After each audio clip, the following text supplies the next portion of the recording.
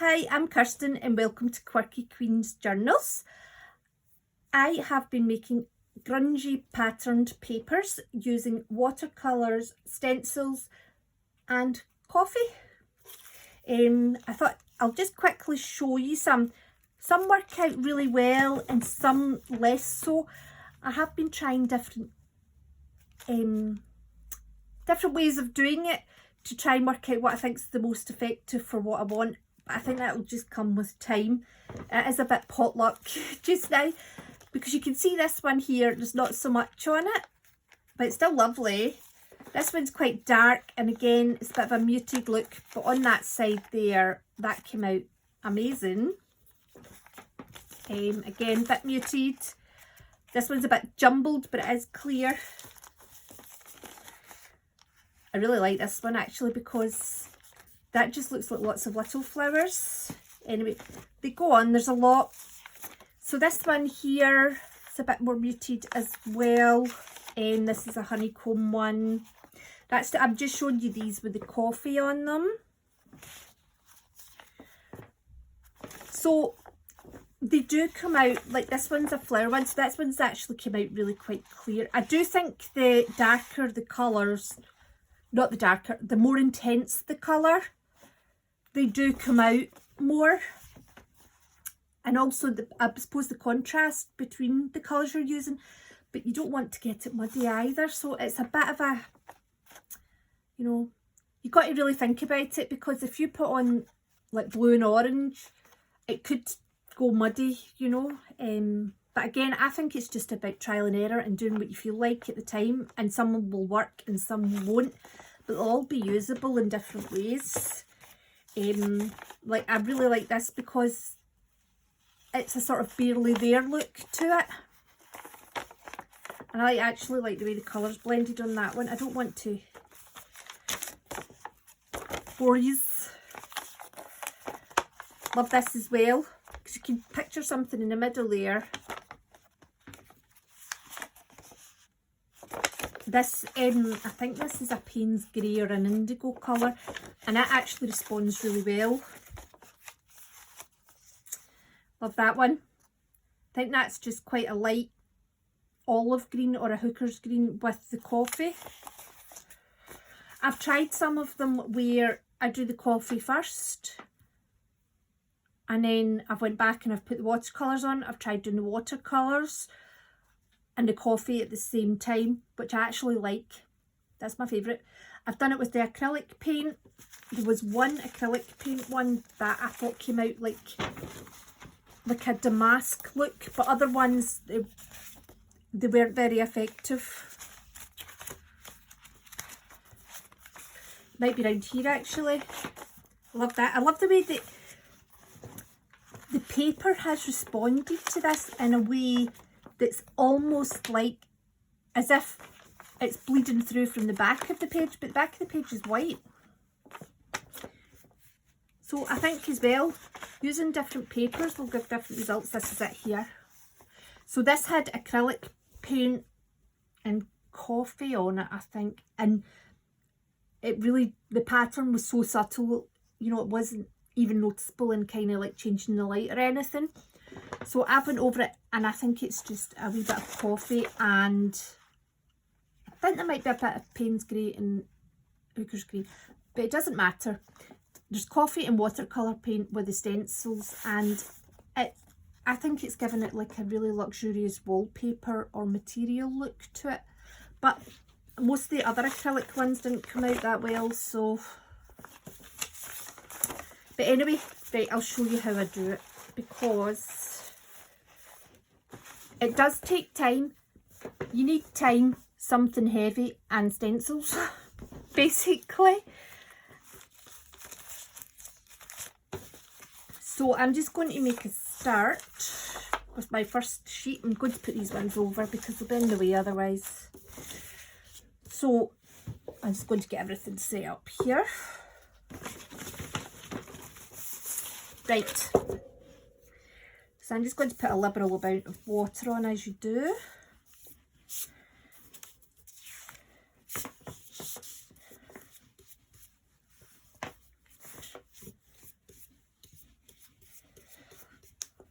And then I'll put in a wee bit of the olive green actually.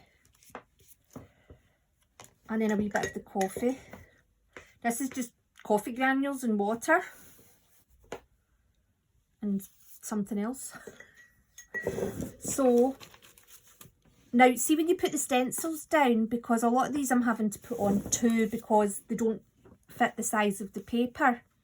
Don't overlap them, because then it won't get to the paper properly.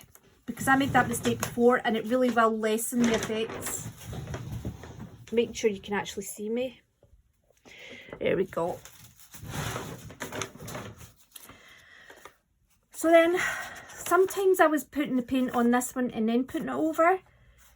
But I've took to doing this because what I've been doing is, if there isn't much to show, then I just, I'll do it again.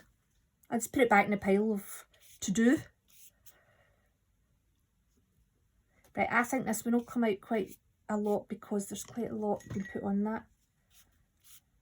I'm keeping the coffee away from the watercolours, but I don't mind if watercolours go in the coffee because that's not worried about the impact they have on it.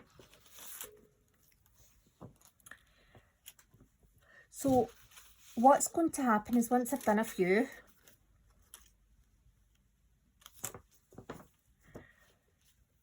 I'll do a few more.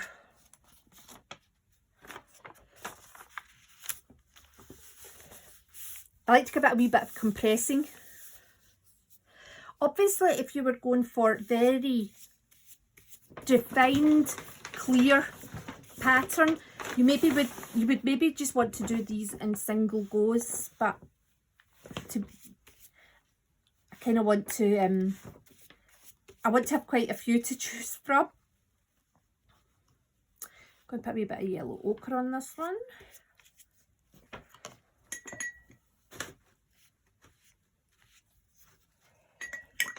I find as well that the coffee does add in some granules actually, and they collect a wee bit.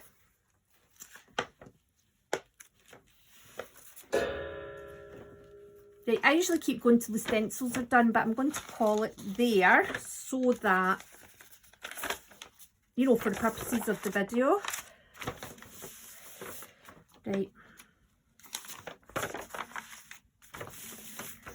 I'm going to turn it over.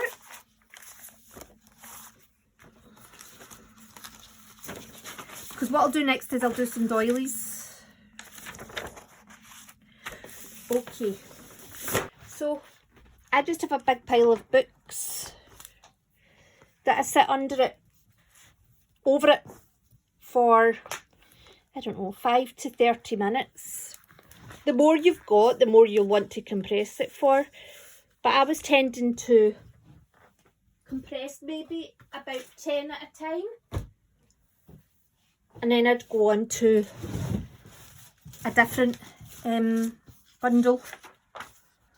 And usually when I finished that bundle, I'd swap them over. So I'm going to do it on here first for the sake of the doily.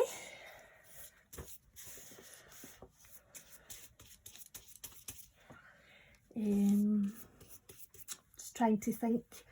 Might put a wee bit of red on, no, orange.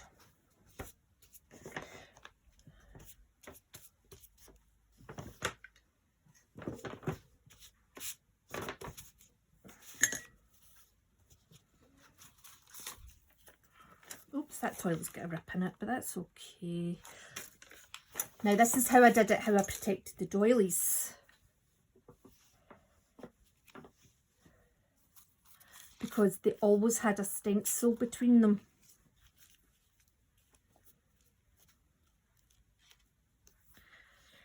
And that's how I managed to stop them all sticking together. I knew I had a system. I probably would keep the colours very similar for these though, purely because they're more likely to, you know, bleed through to each other. Right, so I'm going to go for this cadmium yellow this time. A wee bit of cadmium red, because they fit in with the orange, so you know, they're still harmonious colours, so if they do mix, it's not the end of the world.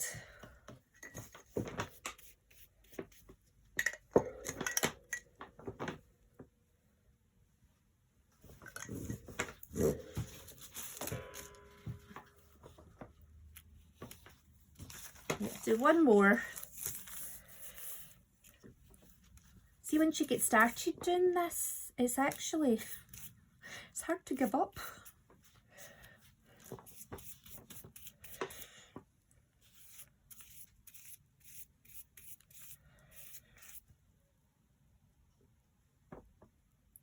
I like these because they're really autumn colours.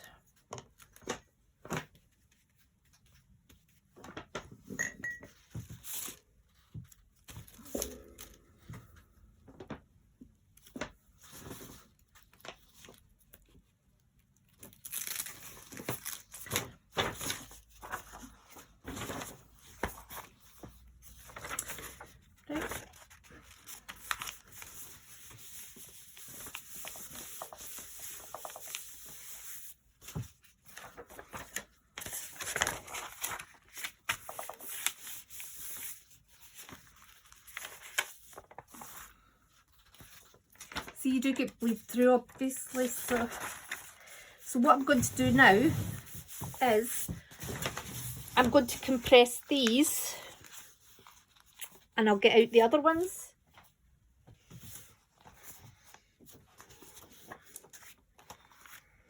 Okay.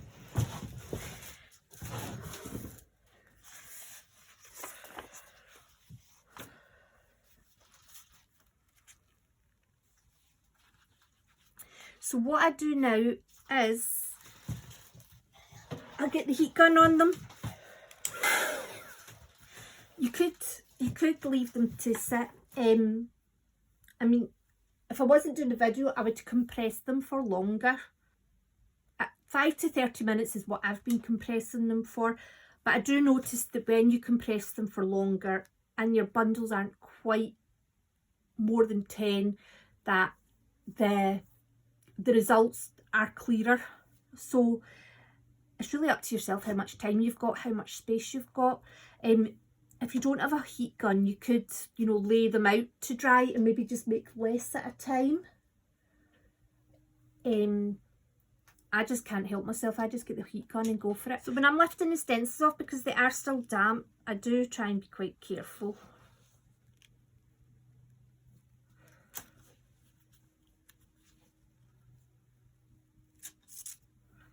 Like you can see there, the results at the side are very good, but up here they're just a bit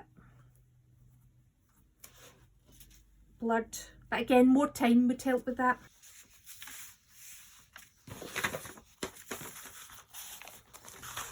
Okay, so I'm going to make a start. I'm going to put some watercolour on. These are just scrap papers. I thought I'll try this instead of book pages to see what sort of difference it makes. Because the different papers, I think, are having you know, there is a difference in effect with the different papers. Wow, this is blue.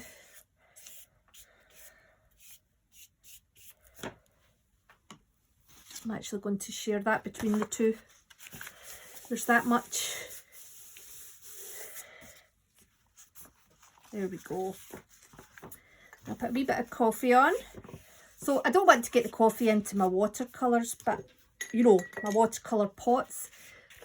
But it's alright for the watercolour to go into the coffee because it'll just be going, you know, when it's done, it's done. It's not going to affect how it works, whereas my watercolours are very expensive. So I'm going to put a stencil down.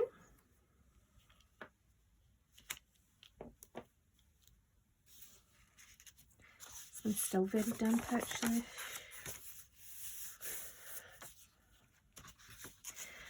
This is wallpaper lining paper and I wonder if it just doesn't absorb the same.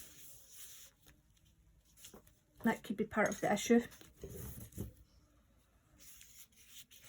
So when I'm making a bundle for it, I'd stick to the same colour scheme generally because of bleeding through to each other.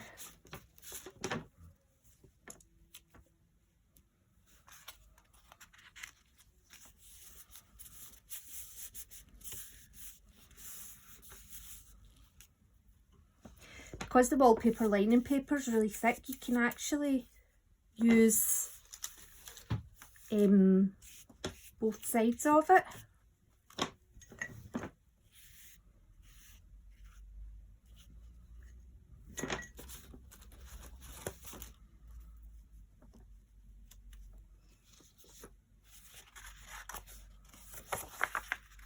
See, that's got stuff on it already, so I'm just interested to see how that comes up.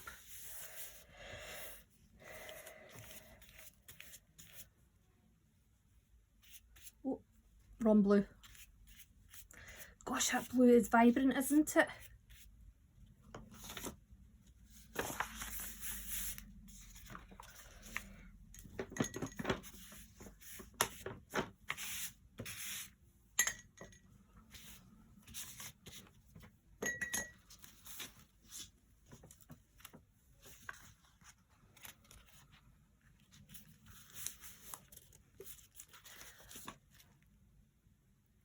Going to call it there, but I've got one left, so we'll just do it.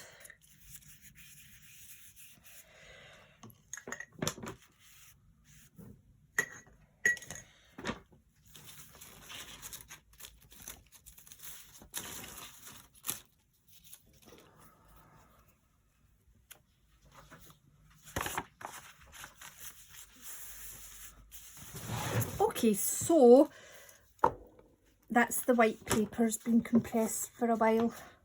So I went back to the doilies. Actually, they just needed longer. The top one I have managed to dry and it looks really good. These are good autumn colours actually. The other two doilies I have sitting out because they're still really quite wet, and also drying on top of these stencils will make them warp. These are very thin stencils and I've already ruined them. I'm just letting these dry a bit more.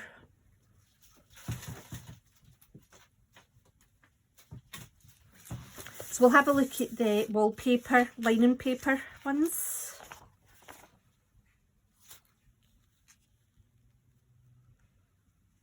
Oh, that looks amazing.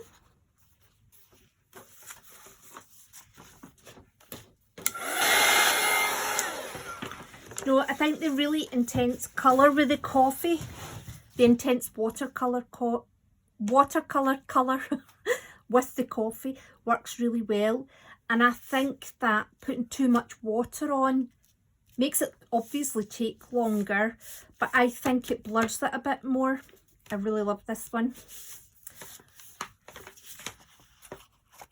Gosh, you could just have these two together, or even going in.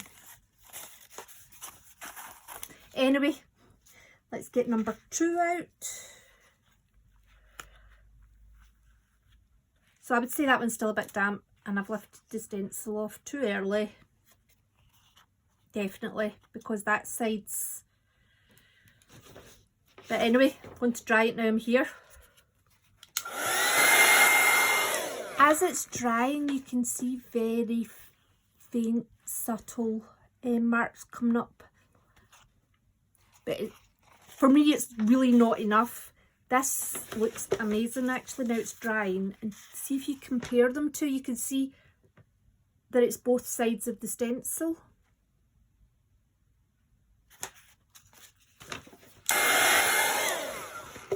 Also, I wonder if this side didn't come up as well.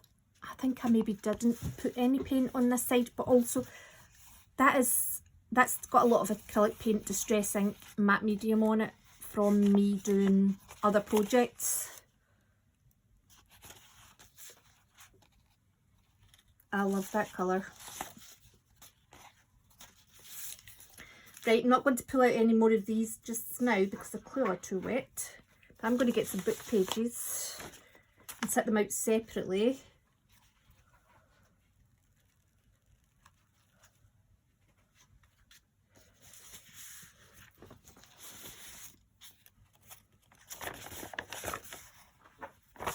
Yeah, so that's got some on this side. I mean, I would still use them, even though they're not great. There's still parts of them. I mean, I actually think this page here, you know, it's lovely. You could almost create like a border with it. It could frame a focal point.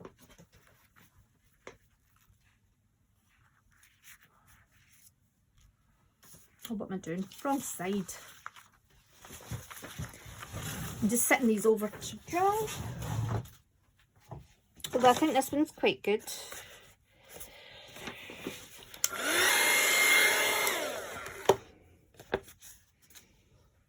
So as you can see, the results are quite variable. I'm sure there's lots of factors that, you know, affect the results, but then some of it is just luck too, I guess. Right, I'm going to try and remove this doily. Please work. Oh, that is fantastic. Look at that.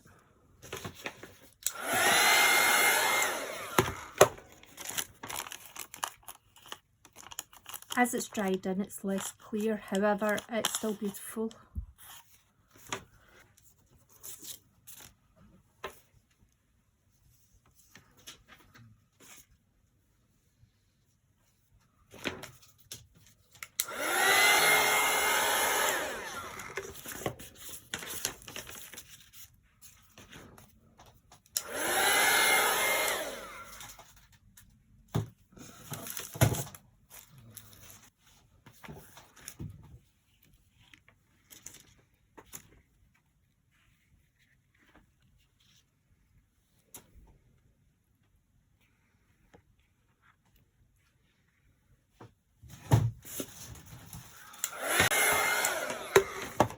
This one's actually a good example of, you know, this was,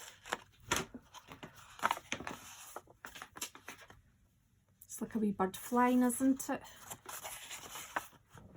Not now, it's like two sticks sticking. Anyway, this just says decadence, doesn't it? That look. So you can see the difference. So this one's got some intense colours in it that make it much clearer, but then this one's more like a blend and it's subtle, but I think this one looks almost more layered, whereas that is very much, that's a pattern, but this looks like it layering. I love them both. Let's see what's happened here. Bit faint.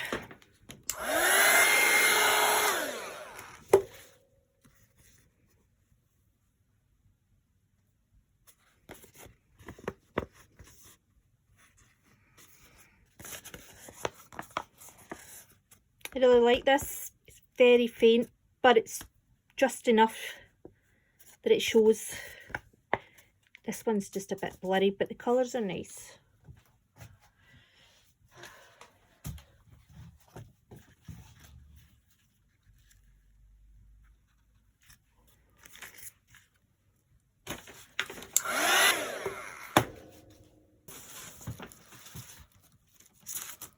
Managed to mislay the book pages, but to be fair, the book pages didn't turn out very well because I think I put too much water on and I didn't leave them for long enough.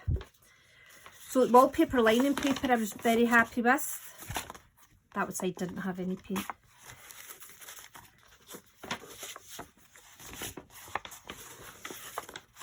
I think these two are my favourite out of everything. Lovely muted effects. What else I want to say with watercolour paint as well is different colours can give you different results, because I'm sure that they call it granulating, that the paints themselves can have different properties basically. I don't know enough about it, but I imagine that some of the paints do give better results than others, and I think this indigo paint is obviously one of the ones that give good results. The indigo paint and the coffee work really well together. This is lovely because it's so muted. This is delicate. That's what this is.